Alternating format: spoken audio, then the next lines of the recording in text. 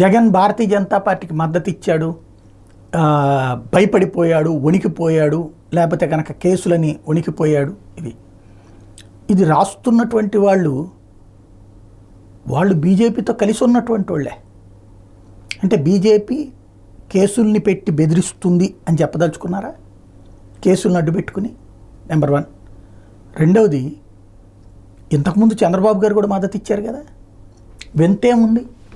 ఆంధ్రప్రదేశ్లో కాంగ్రెస్కి మద్దతు ఇవ్వాలని ఎవరు అనుకుంటారు? తెలుగుదేశం అనుకుంటుందా? వైసీపీ ఎందుకు అనుకుంటుంది?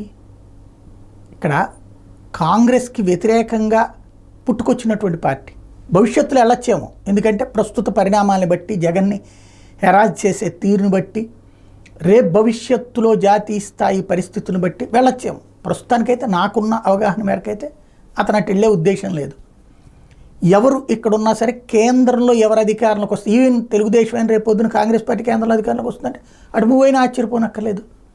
బేసిక్గా కేంద్రంలో అధికారంలో ఉండేటటువంటి ప్రభుత్వంతో స్నేహపూర్వకంగా ఉండాలన్నటువంటిది నాడు ప్రతిపక్షంలో ఉన్న తెలుగుదేశం అయినా, నేడు ప్రతిపక్షంలో ఉన్నటువంటి వైఎస్ఆర్ కాంగ్రెస్ పార్టీ అయినా భావిస్తుంది. ఇక్కడ ఇద్దరు కొట్టుకుంటారు.